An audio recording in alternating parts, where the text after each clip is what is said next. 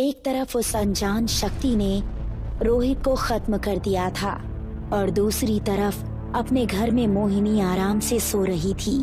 रात के तकरीबन 3 बजे उसको वही सांसों की आवाजें आने लगी।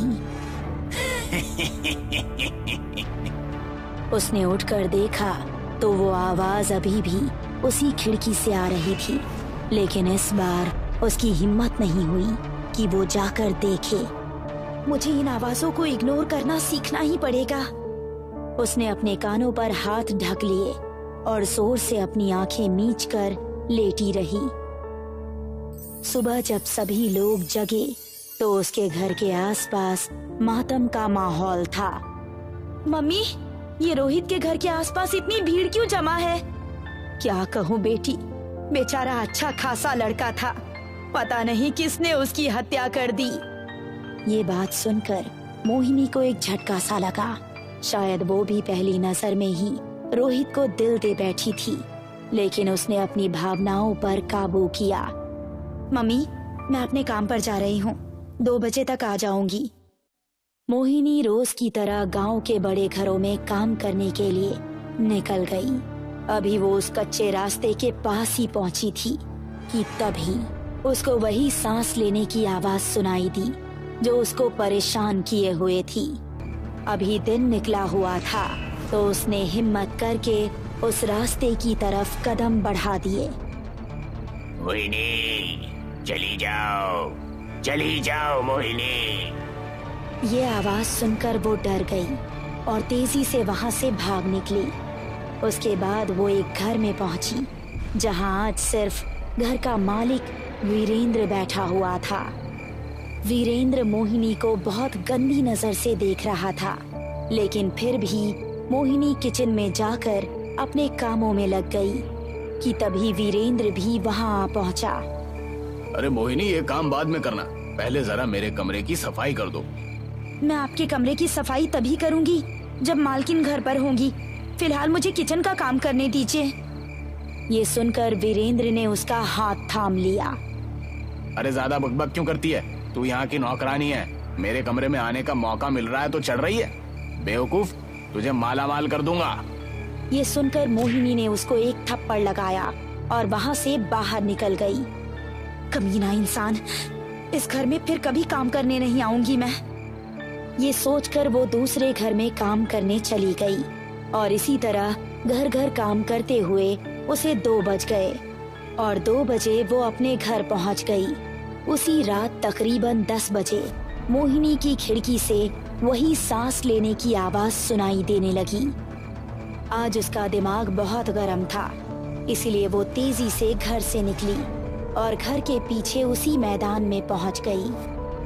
कौन हो तुम? क्यों मेरे पीछे पड़े हो? कोई इंसान हो या जानवर? क्यों परेशान कर रहे हो मुझे? तभी झाड़ियां अपने आप हिलने लगी और कुछ ही देर बाद वहां से एक आकृति निकली, जिसे देखकर मोहिनी की सांस और धड़कन मानो रुक सी गई हो और उसकी आंखें खौफ से फटी रह गईं। उसके हाथ और पैरों के नाखून तकरीबन 3-3 इंच के थे और दांत पिशाचों के जैसे थे। आंखें सफेद थी और पूरा शरीर लाल। वो इंसान और जानवर का एक मिश्रण लग रहा था। मेरी मोहिनी, आ जाओ। वो तेजी से मोहिनी की तरफ बढ़ा और उसको कसकर गले लगा लिया।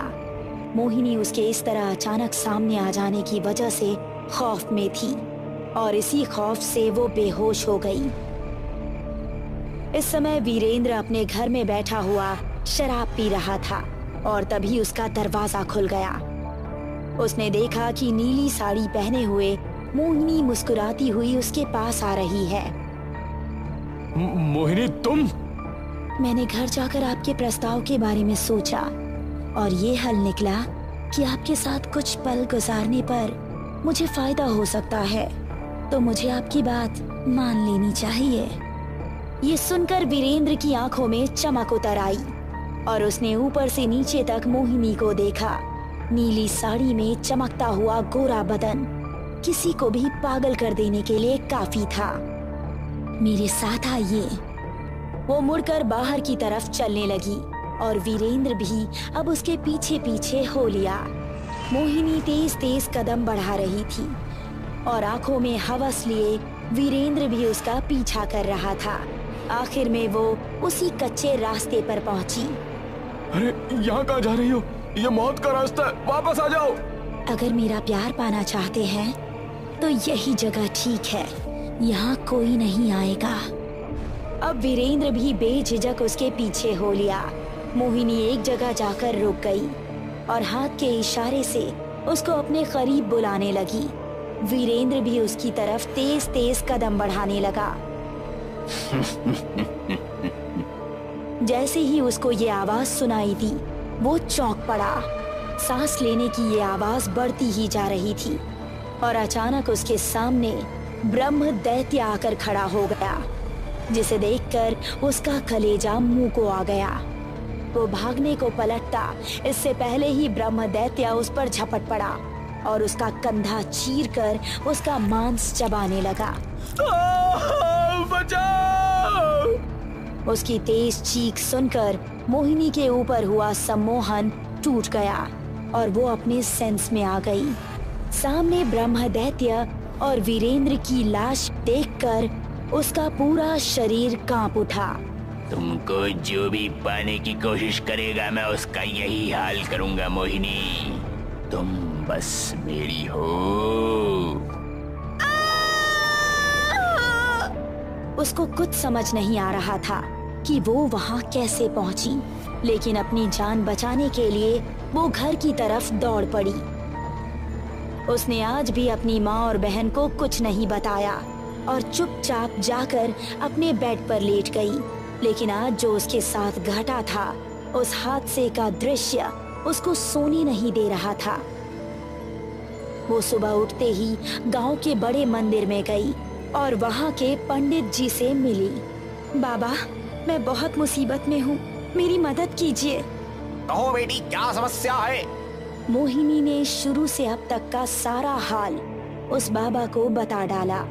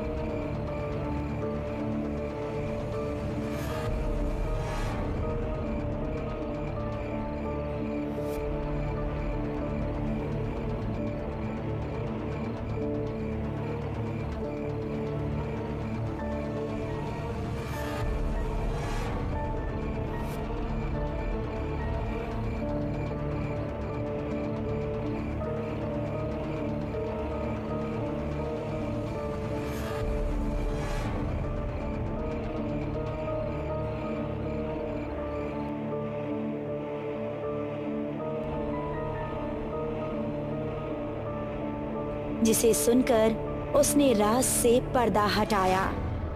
वो रास्ता इस सदी से नहीं बल्कि 16वीं सदी से शापित है। ये सुनकर मोहिनी की आंखें हैरानी से फटी की फटी रह गई और उसने पंडित जी को पूरी बात साफ साफ बताने के लिए जोर दिया। 16वीं सदी में यहाँ राजा विक्रम राज किया करते थे। उन्होंने अपने महल के पास ही एक आश्रम बना रखा था जो सिर्फ ब्राह्मणों के लिए था। 17 साल का हो जाने पर हर ब्राह्मण बच्चे को एक उपानयन करना होता है। माना जाता है कि उस उपानयन के होने के बाद अगर 10 दिनों के अंदर उस बच्चे की मृत्यु हो जाए तो वो मरने के बाद ब्रह्म दैत्य बन जाता है। एक दिन यही घटना आश्रम में घटी। एक लड़का उपानयन होने के 5 दिन बाद ही मर गया और उसकी आत्मा ब्रह्म दैत्य बनकर राज्य की कन्याओं को उठाकर चरम सुख का आनंद लेने लगी। लेकिन महाराज ने कुछ बड़े तांत्रिकों को बुलाकर उस ब्रह्म दैत्य को उस कच्चे रास्ते पर ही बंधित कर दिया था, जिससे कि वो उस रास्ते से बाहर नहीं आ पाता था। लेकिन अगर कोई उस रास्ते पर जाए तो वो उसको मार देता था, और अगर कोई कन्या वहां चली जाए तो ब्रह्म दैत्य उसको मारता नहीं था, बस अपनी मनोकामना पूरी करके उसको छोड़ देता था। ये सुनकर मोहिनी को एक झटका सा लगा। अब उसको अपने साथ हुई सभी बातें थोड़ी थोड़ी समझ आने लगी थी। इसका मतलब है कि मेरे पीछे वही ब्रह्म दैत्य है। हाँ। लेकिन बाबा, आपने तो कहा कि वो उस रास्ते से बाहर नहीं आ सकता, लेकिन उसकी मौजूदगी का एहसास मुझे हर जगह होता है, खासकर मेरे घर के पीछे खुलने वाली खिड़की पर। इसका मतलब यही है कि तुम अपनी कोई ना कोई चीज वहाँ छोड़ आई हो, जिससे कि वो तुम्हारे आसपास कुछ हद तक रह सकता है और कभी कभी तुमको सम्मोहित भी कर सकता है। लेकिन मैं वहाँ क्या छोड़ कर आई हूँ, मुझे तो कुछ भी ध्यान नहीं है। अब मोहिनी ने अपने हाथों को गौर से देखा तो पाया कि उसके दाएं हाथ का कड़ा गायब है। मेरा कड़ा वहीं गिर गया होगा। इसका मतलब है कि रोहित की मौत भी शायद। हाँ, जो भी तुम्हारे करीब आने की कोशिश करेगा, ब्रह्म दैत्य उसको जिंदा नहीं छोड़ेगा। बाबा, आप बताइए कि इससे कैसे बचा जा सकता है। मैं नहीं चाहती कि अब मेरी वजह से किसी और की जान जाए। तुम्हें उस कच्चे रास्ते पर जाकर अपने उस कड़े को उस रास्ते की सरहद के पार लाना है और उसके बाद उसे अग्नि में विराजित करना है। तभी तुम उस ब्रह्म दैत्य के साए से मुक्त हो पाओगी। लेकिन मैं वहाँ जाऊंगी तो वो भी जरूर मेरे करीब आएगा। उसकी मौजूदगी में आखिर मैं कैसे ये काम करूंगी?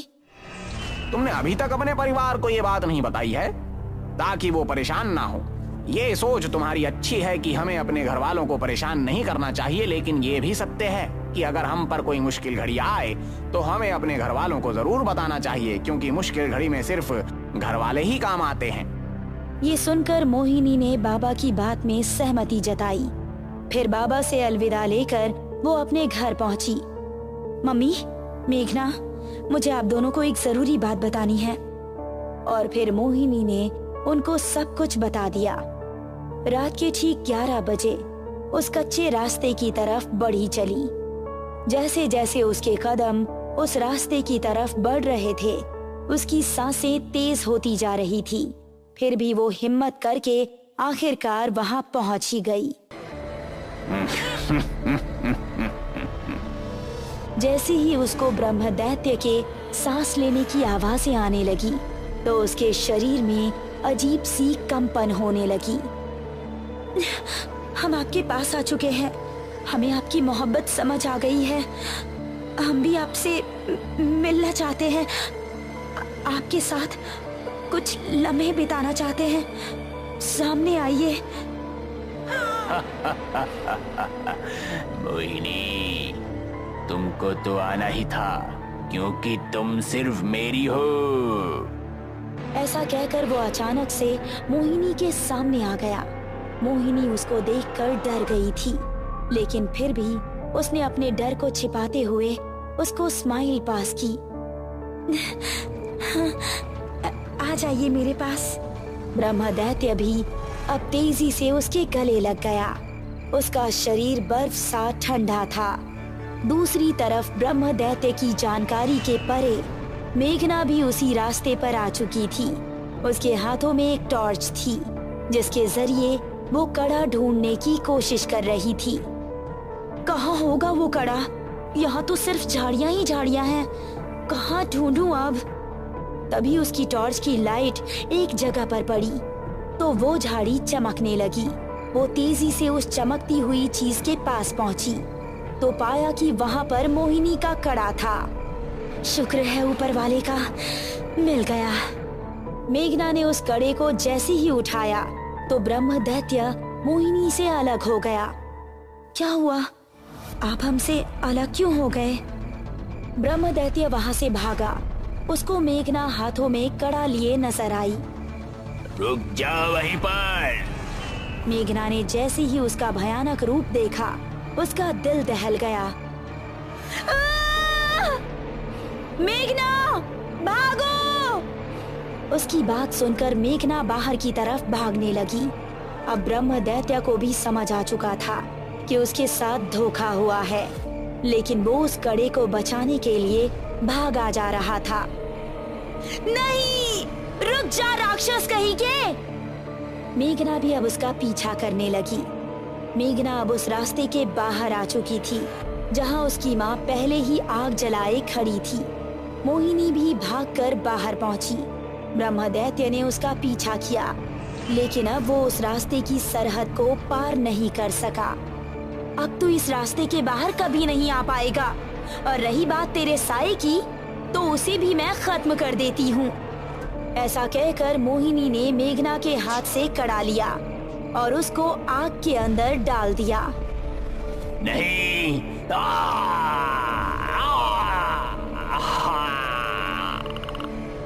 ब्रह्मदैत्य चीखता चिल्लाता हुआ वहां से उसी रास्ते के अंदर भाग गया और फिर वो तीनों सही सलामत अपने घर पहुंच गए।